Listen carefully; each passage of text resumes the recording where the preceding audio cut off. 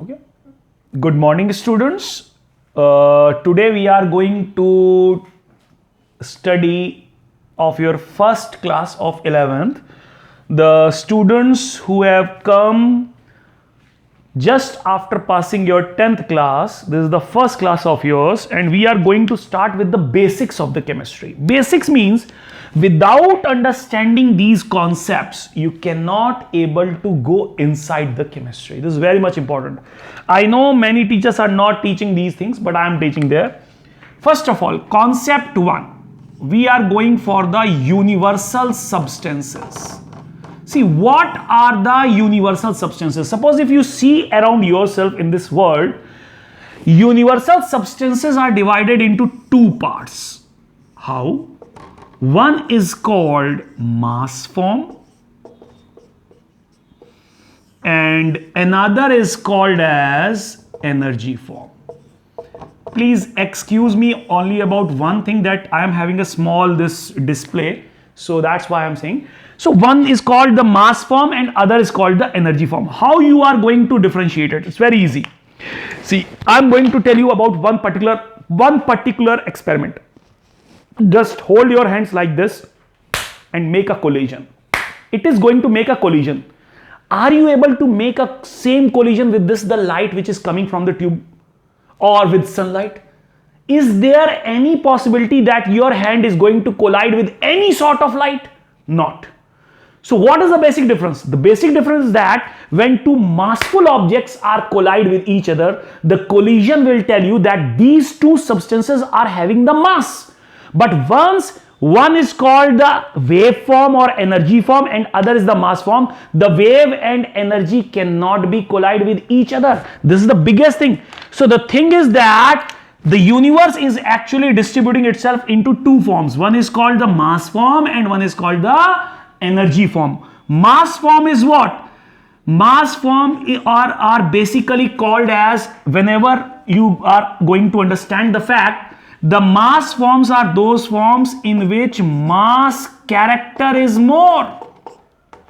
Mass properties are more. They are having the dimensions, you can feel it, you can touch it. Whatever the things around yourself, they are basically the massful forms. Human brains cannot able to understand apart anything from the mass. Suppose if I ask you, can you tell me how the kinetic energies look like? Okay?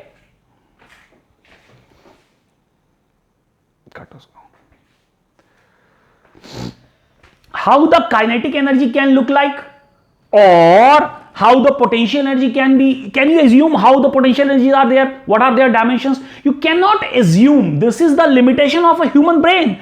So actually our human brain can able to understand only the mass forms. The mass forms in which mass character is high and the energy form in which energy character is high. Please understand this one thing. Now the second point is that Stephen Hawking, you know the name of Stephen Hawking. Stephen Hawking said that the mass forms must have some energy character in it. You cannot assume any mass form without energy content. Energy character should be there. And that energy, it can be of kinetic energy, potential energy, translation energy, any form of energy. But the mass cannot exist without this energy character. But Stephen Hawking says energy form can exist apart from this. Actually, the sentence he is saying is that no need of mass character. Now, please try to understand.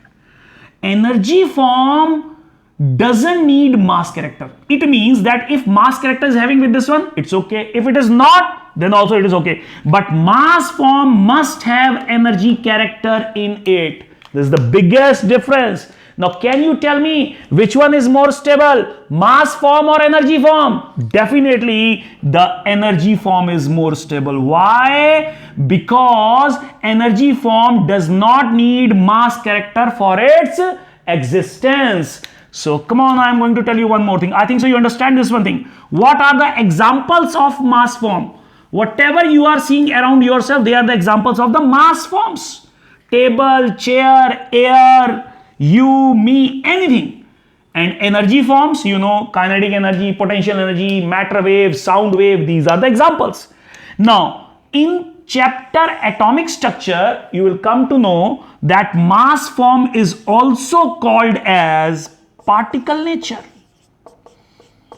The other name is mass form is also called as particle nature, and energy form is also called as wave nature.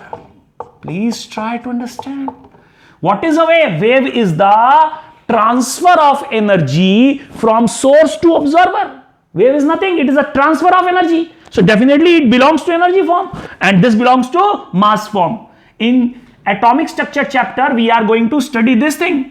Now, one more thing I am going to ask about you. Can you tell me what is the calculation of energy and mass form? Definitely, I am going to tell you. In mass form, we are going to use Einstein equation.